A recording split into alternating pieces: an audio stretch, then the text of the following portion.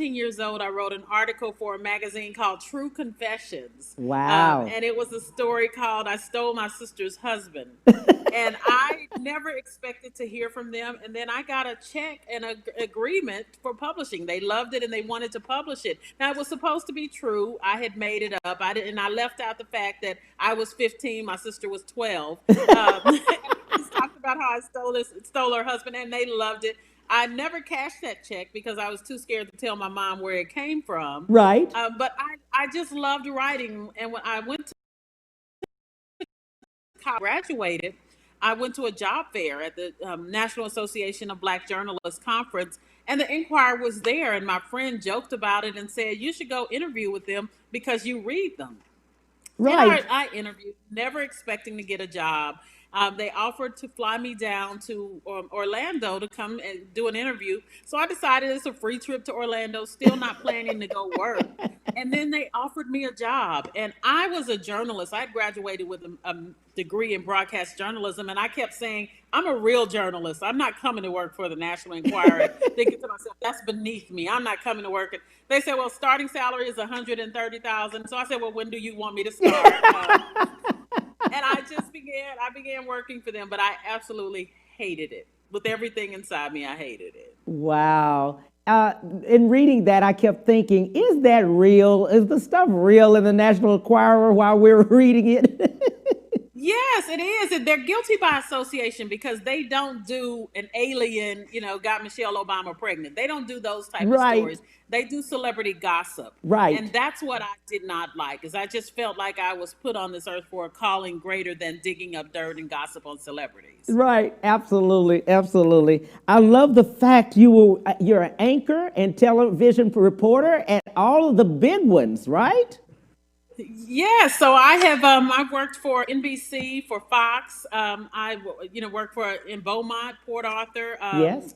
Worked in Oklahoma City and here in Houston. Wow. For some of the greats.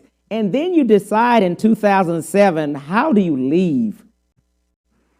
I wrote my first book in 2000, and so it was my side hustle, if you will. It was my passion. I loved doing it, but I was one of those people that this was my gift and my dream, Yeah. but I was bound. I didn't have the faith up out and pursue my direction on.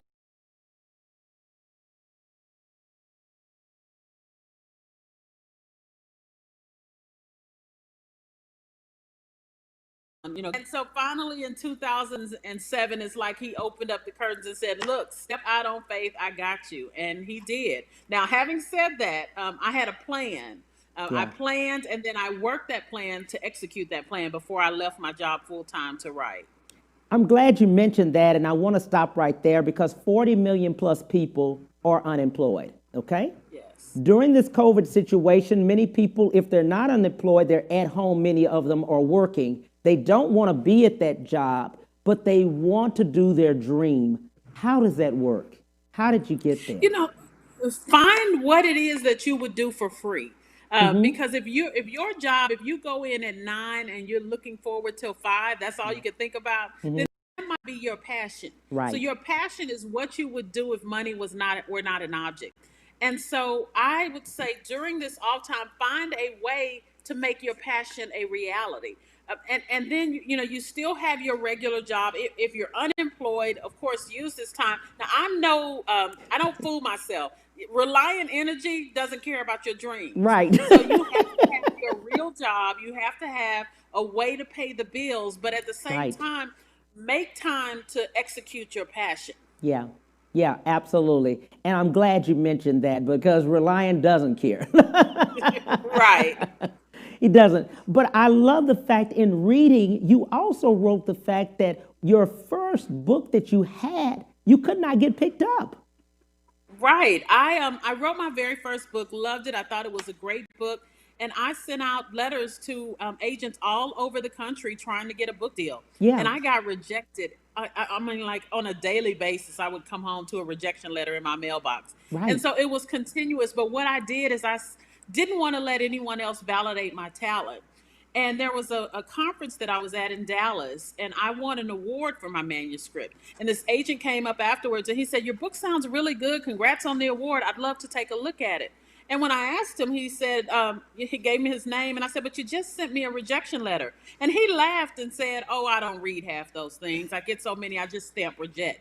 And so I thought, I'm sitting here waiting on somebody to validate my talent. Yes. Let me figure out how to make this happen myself. And that's what I did. Wow, that is so good. Now, also, you had children too. You also had children. You Yes. were a mom. Yes, I am the mother of three. At the time when I started this journey, I was pregnant with my first child. Right? That was 20 years ago, and I would find a way to make it all happen. See, the problem is life is always going to get in the way. Yes. So you will always have an excuse not to follow your dreams. You will always have a reason why you can't pursue your passion. So your resistance to pursuing your passion, your resistance to following your dream, you have to get to the point where that desire becomes greater than the resistance. Absolutely, and I love that. I love the fact that, and like you said, and during this time, you had little babies, you had little children, they were growing, they're going to school, and all of the process, you're still writing because you can't write 51 books during this time and put the children on the side, you know? Oh, absolutely. And and what I did is I would utilize every spare moment. Right. So there are times where I bought my daughter the little play laptops at the time where Yes. she would bang on them, and I would sit her next to me and I would say, "Okay, we're gonna write a book." And she would sit there and type, and then she'd get bored and watch TV. But I would make it interactive, Right. and I just found a way to utilize. Does that even Oh well, come, or does somebody bring well, that up? most authors think that about all their books. Look, this book should be a movie. It's just a matter of getting somebody to make it into one. But for me, I got my movie deal by being nice, and I know that sounds like a cliche, but I was at a book signing. A young lady had on a McDonald's uniform, and she said, "I'd love to buy a copy, but you see where I work, I don't get paid till next week." So I bought her a copy of the book, signed it, talked to her, gave her my undivided attention, and she was so moved. She gave the book to her sister who worked for an airport bookstore in Phoenix. Well, one day Juanita Bynum was coming through that airport bookstore and asked for a recommendation. And the girl said, "Well, you should read this book by ReShonda Tate Billingsley because she was so nice to my sister." And she Wow. convinced Juanita Bynum to buy the book, bought it, read it on the plane, loved it, emailed me, and the rest is history. She took the book to Hollywood. Wow. When she emailed you from Juanita Bynum, what did you think? Oh, I thought it was spam. I didn't even Exactly. reply. I just was like, yeah, right. Juanita Bynum is emailing me. But Right. what happened, she ended up getting in contact with my editor and set up a meeting. And I was just dumbfounded. And she said, "I just want your permission to take the book to Hollywood." And I said, "My permission? Do you want me to drive you? I can get Exactly. down to Atlanta in no time and take you." And she took it, and I signed a deal with Cold Black Entertainment for 7 of my books to be made into film. And then over the years, the whole way that works is options fall off. And along the way, Regina King came on board and picked up Let the Church Say Amen and ran with it. Wow. My God. Going back to starting over, so many people don't know about how to get the book even to a publisher. They don't know how to get the book, understand contracting, just the business side of it. And that's what I love about you. You also educate people about the business. Yes, because one of the things that happens so often is we're so secretive. We're Yes. secretive about how much money we're getting, and I don't want to tell Yes. them how I got it. But as I was telling you before, a rising tide lifts all boats, and Yes. so I am free with information because you can help me, I can help you. Yes. If we go in there with knowledge, and then it allows us to exceed more. One of the reasons that Victoria Christopher Murray and I actually got close, we were on a literary cruise, and she said to me, "Well, have you talked to your publisher about your credit card?" Because I was paying for everything out of pocket. And I looked at her and said, "Credit card? Right. What credit card?" I don't have a credit card. And it was very unfair to me because they had me doing all of this stuff, but I would have to foot the bill and get my money back. And so I went to my publisher and asked for a credit card, and without hesitation, they gave me one. But had Victoria never said that, never shared that Right. information, there are things I would have never known. Absolutely. I'm so glad you brought her up, Victoria Christopher Murray. You all have a collaboration together, and let's talk about how you guys met. That's what I love. I love that story. Book signing. I've always she came out just a little bit before I did, but she's considered the queen of Christian fiction. And I knew that we had a lot of the same audience. Now, I don't write Christian fiction, I'm a Christian that writes fiction, but I knew that we had a lot of the same audience. And so, Yeah. again, I'm an outside the box thinker. Yes. And I know that if you want to learn how to be a good surgeon, you learn from the best surgeon in the business. Right. And so I knew Victoria was on top of the game. And so I studied her. I didn't know her personally at the time, but one of the things I did, we laugh about it now. She calls me a stalker. I set a Google alert up on her. And Google alerts are basically know when somebody appears on Google. So I would get a Google alert saying Victoria Christopher Murray is speaking at this major event in Los Angeles. Right. Well, then I would contact that event because next year they need another speaker, right? They don't want Victoria back 2 years in a row. And so I was able to book a lot of events that way. People had never heard of me, but they were like, okay, we've checked you out. We like you. We'd love to have you come next year. And so I was able to kind of follow in her footsteps. Right. And so she says now, I didn't know you were stalking me the whole time. I said, you call it what you want. But Right. I was thinking outside the box and how to build my career. Wow, I love that story because not many of us are thinking like that. They never study, and I love the fact you go to other book signings. You go to other people's book signings. You go buy other people's books. Absolutely. And I don't go to other people's book signing to go pass out my cards. A Right. lot of people do that. Right. But I go, of course, if a reader approaches me, I'll talk to them. But it's about supporting others. Right. It is That's what I about love about you. giving You other support. people the opportunity to shine. I have Yes. no problem with stepping back and letting you get your shine on. Because Yes. again, when one of us succeeds, all of us do. They do. And I love the fact you go and you actually support and purchase the books. Yes. Yes. I am a firm believer because I will have people that say, oh, let me just give you this book. And I'm like, no, you're a business. Let Yes. me buy this book. Yes, and Right. you've helped so many people even know about the business side and setting up their business by that way, by from the things that you've learned along the way.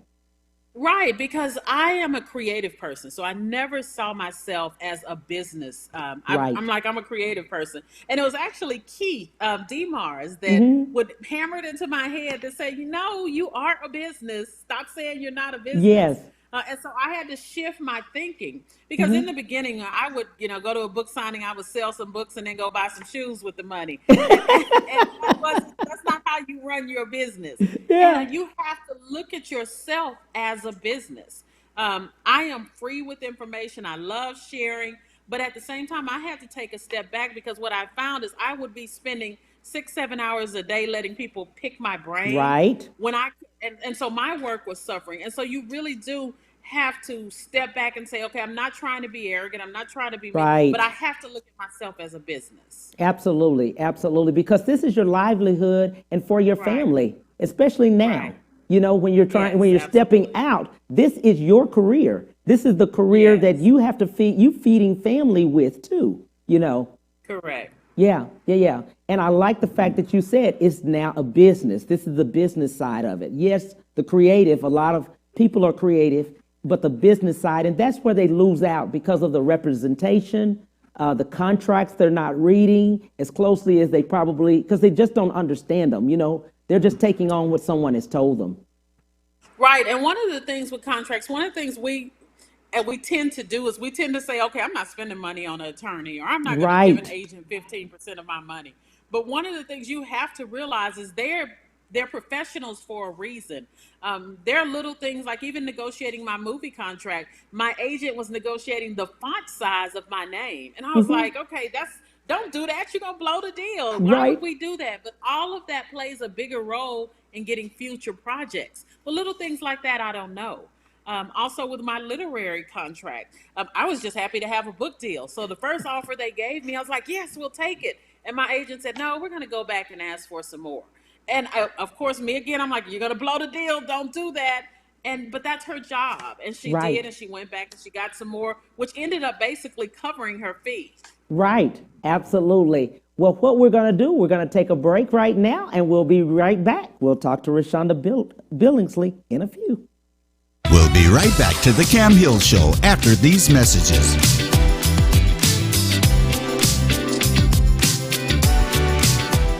Houston's only Cadillac to your door dealer, Ron Carter Cadillac, delivers test drives to your home or office. For a limited time, get $16,000 off all in-stock Cadillac 2019 XT5 crossovers and $19,000 off all in-stock 2019 CT6 sedans. Or experience the first ever 2020 Cadillac XT6 Premium Luxury Collection, only $519 with $1 down for 39 months lease. Or purchase and receive 0.9% APR for 72 months with no payments until November. RonCarterCadillac.com. When it comes to protecting yourself and your partners, all the information out there can be overwhelming. Visit our website. We are a free and confidential service striving to help you stay informed and stay notified. We are committed to a healthy Houston. Houston's only Cadillac to your door dealer, Ron Carter Cadillac, delivers test drives to your home or office. Drive the new 2020 Cadillac XT4, only $399 a month, or the new 2020 XT5, only $429 a month, both for 39 months lease with just $1 down. Or purchase the XT4 or XT5 and enjoy 0.9% APR for 72 months with no payments until November. RonCarterCadillac.com. Our story begins more than 60 years ago, inside an abandoned chicken coop, where our founder discovered a retired teacher living. No home, no health care. So she said no to this injustice, and yes to transforming lives. It's this drive, this compassion that inspired AARP. Today we empower people to choose how they live as they age. We advocate for health and financial security. We strengthen communities everywhere. We are AARP, creating real possibilities. And now back to the Cam Hill Show.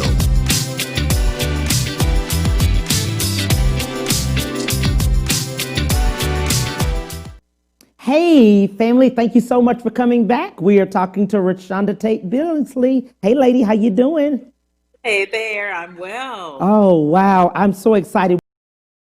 We were just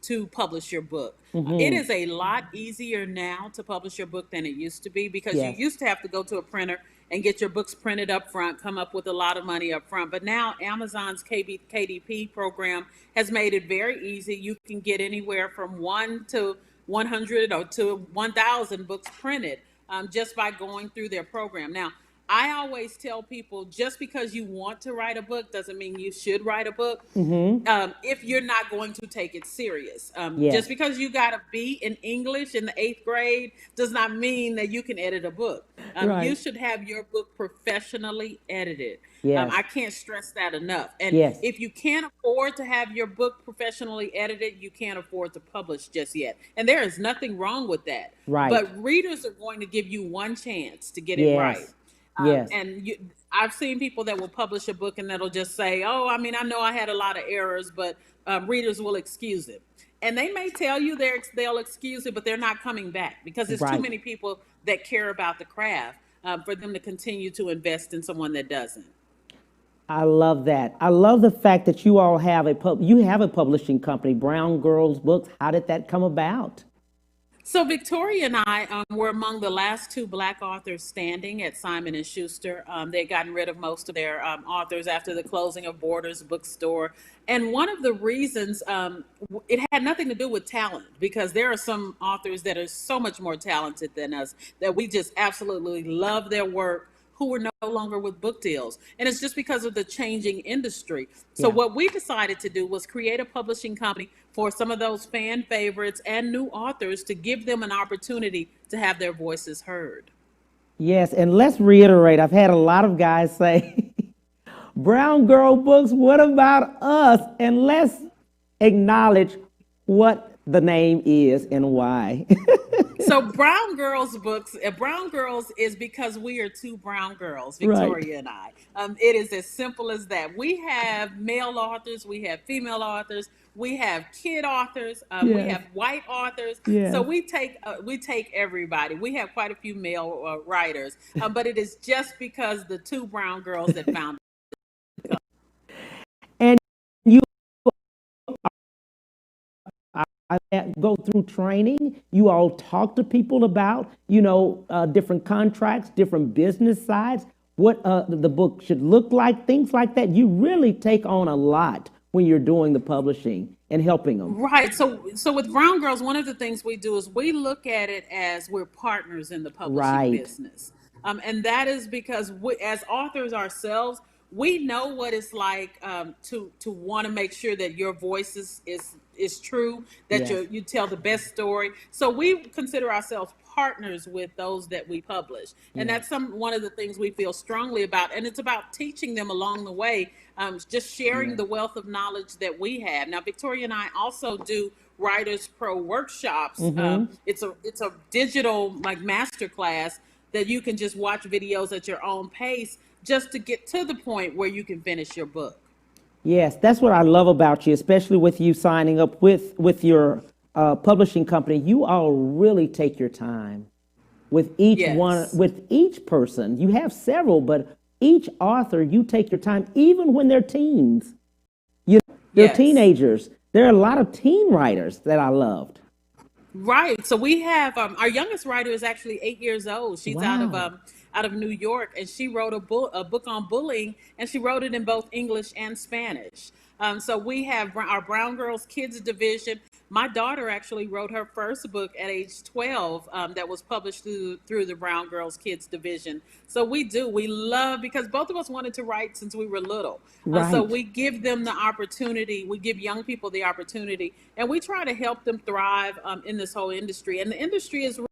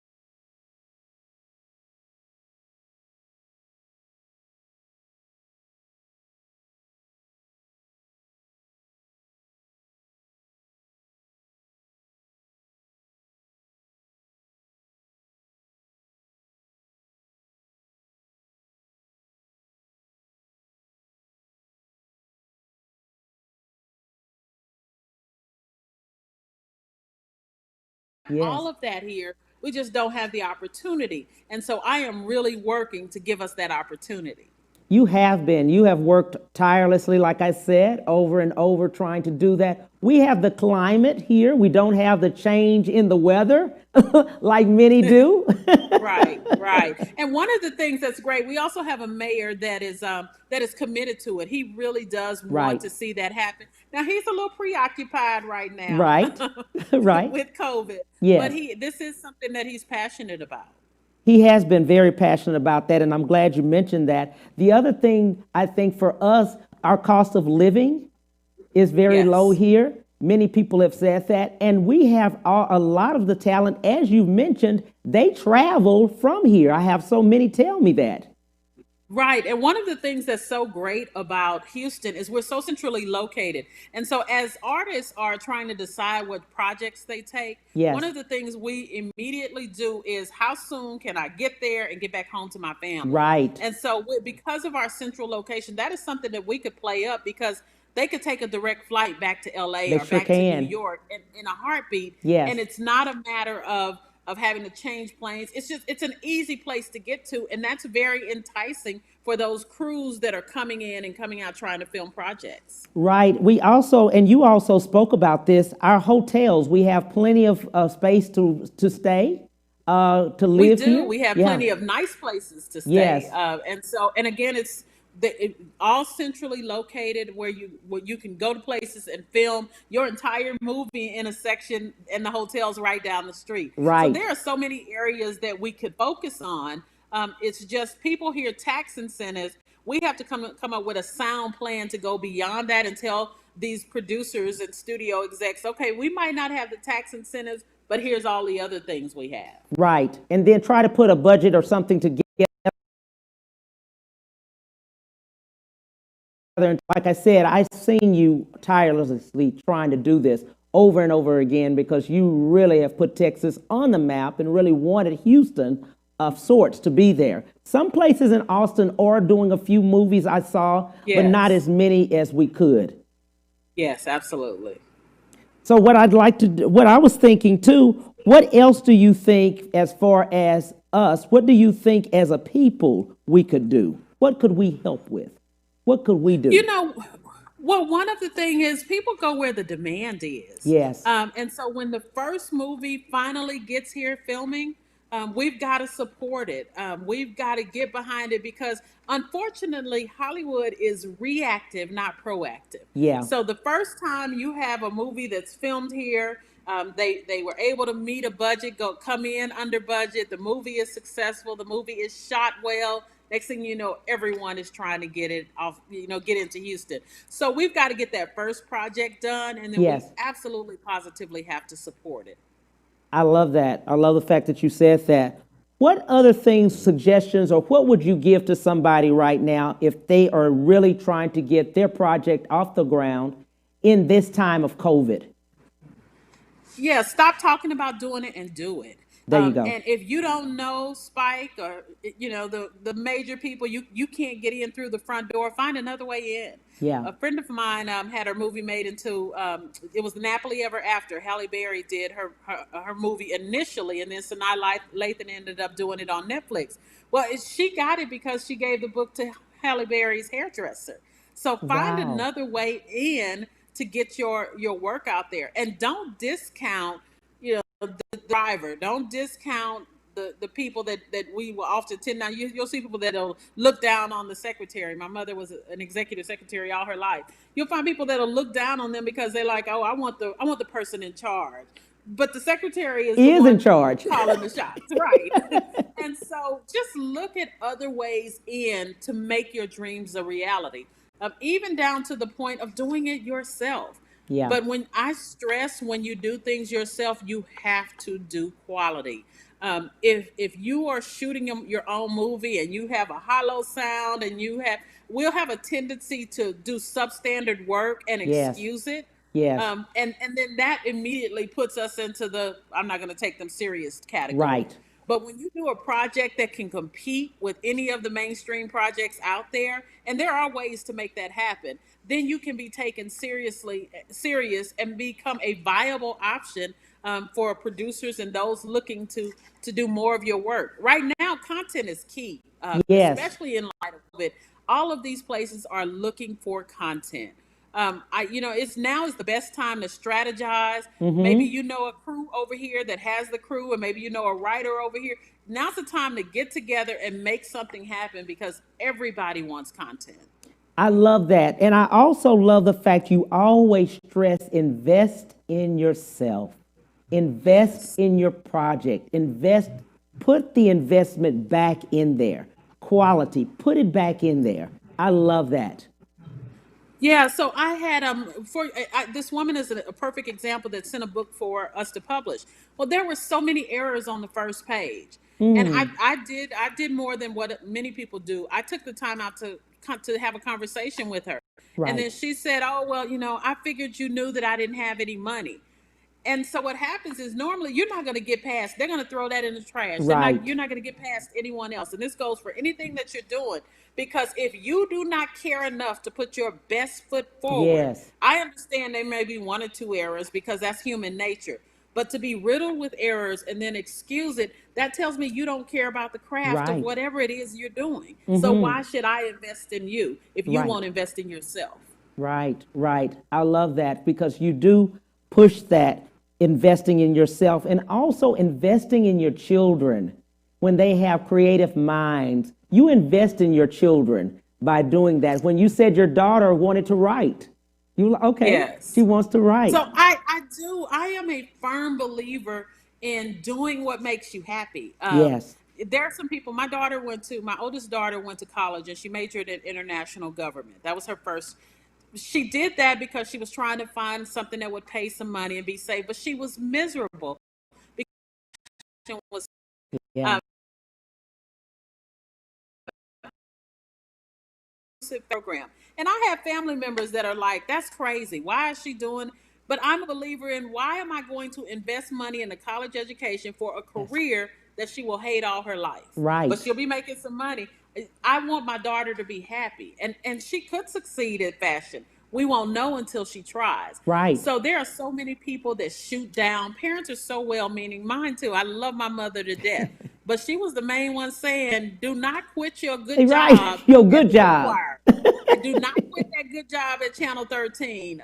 You're going to write books full time. But then when the literary career took off, she was the main one talking about, okay, when you going to buy your mama a car? But at the time, she wasn't feeling my dream. And she's well-meaning, but Yes, so often well-meaning people kill dreams. they do. They do. The first thing I think a lot of people, when they say someone is an author, how do we get paid? That's the first thing. Family, friends, spouses,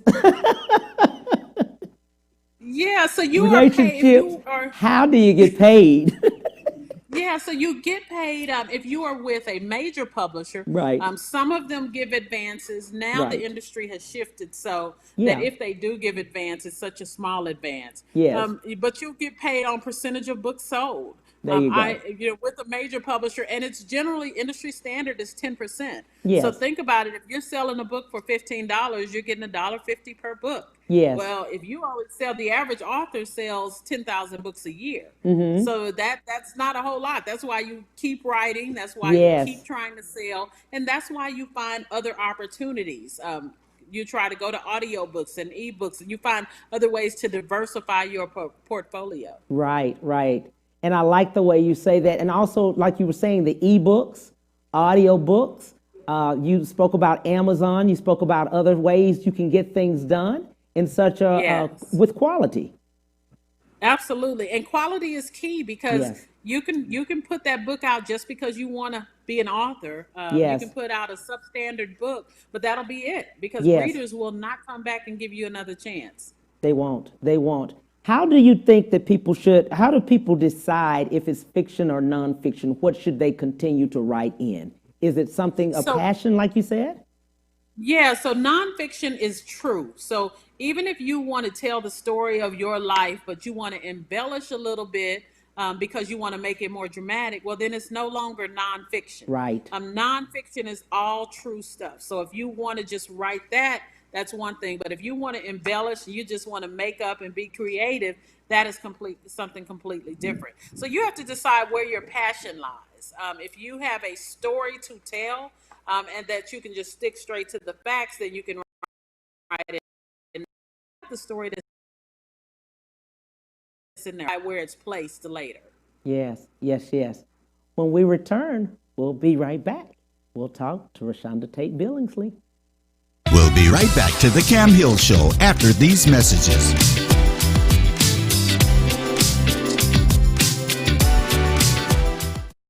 When it comes to protecting yourself and your partners, all the information out there can be overwhelming. Visit our website. We are a free and confidential service striving to help you stay informed and stay notified. We are committed to a healthy Houston.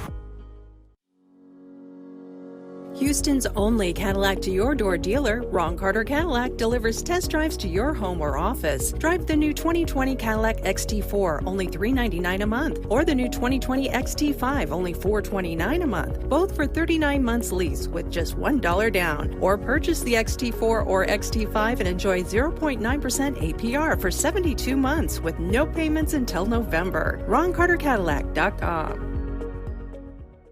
Our story begins more than 60 years ago inside an abandoned chicken coop where our founder discovered a retired teacher living. No home, no health care. So she said no to this injustice and yes to transforming lives. It's this drive, this compassion that inspired AARP. Today we empower people to choose how they live as they age. We advocate for health and financial security. We strengthen communities everywhere. We are AARP, creating real possibilities. Houston's only Cadillac to your door dealer, Ron Carter Cadillac, delivers test drives to your home or office. For a limited time, get $16,000 off all in-stock Cadillac 2019 XT5 crossovers and $19,000 off all in-stock 2019 CT6 sedans. Or experience the first ever 2020 Cadillac XT6 premium luxury.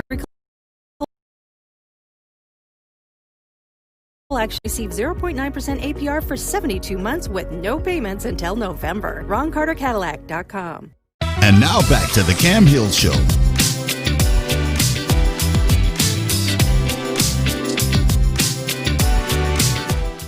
Hey, we are back. We are with the ReShonda Tate Billingsley. Hey, lady, how you doing?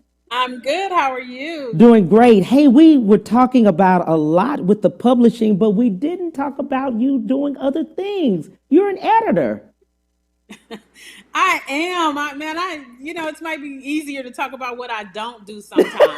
I work for the Defender newspaper. I'm managing editor for the Defender. I've been with the Defender for, since 1993. Wow. I started there right out of college.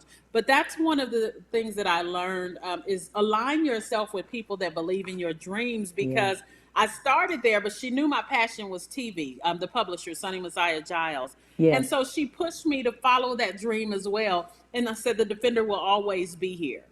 And so that's what I've done over the years. I've gone and pursued my passion, and I continued to keep my foot in journalism by working with the Defender.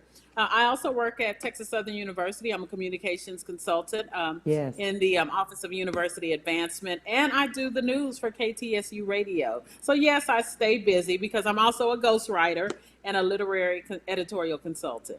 What is a ghostwriter? Let's explain that. A ghostwriter, some people decide they want to write a book about whatever, about their life. They may even just want to write a novel, but they have neither the time, desire, nor discipline to sit down and write. So they hire me and I write the book and they put their name on it. So that's what a ghostwriter is. Wow. Now you just opened up right there. It is. I stay quite busy with ghostwriting. Look, a whole line of people are now saying, "Oh, I don't have to do it, but I have a book." Yes, yes. They just hire somebody. And our job, it was so funny because I wrote one time for my.